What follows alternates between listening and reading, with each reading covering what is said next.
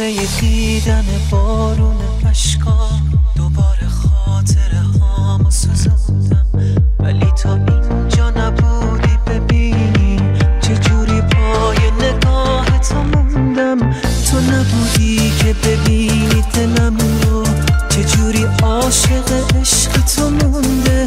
منی که بی تو یه لحظه نبودم، کی دل خاطره ها تو شکونده. میونه رنگ عجیب نگاهه، یه کمی فاصله مونده تا دریا، تا دل خسته نفس به نفس شه.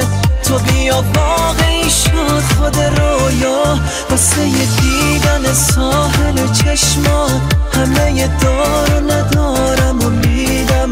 واسه یه شادی قلبت عزیزم همه احساس تو قلبم و میدم. نمیدونم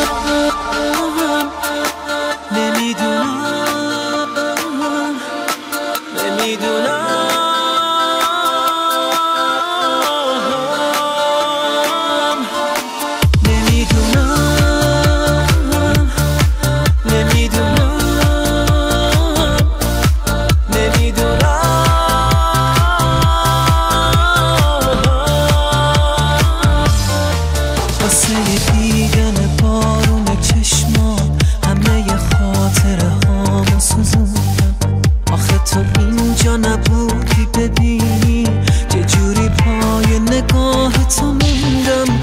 تو نبودی که ببینی دلم رو چجوری عاشق عشق تو مونده. منی که بی تو یه لحظه نبودم، کی دل خاطره ها تو شکونده. میونه این همه دوری مفرد چجوری میشه دستاتو بگیرم، حالا که خسته ی بغضم عزیزم. تو نذار اینجوری بی تو بمیرم. نمیتونم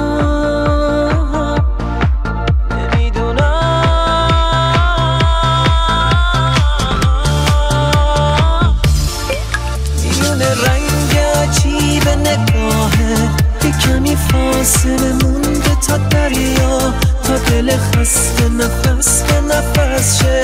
تو بیا واقعی شد خود رویا، واسه یه دیدن ساحل چشمات همه دار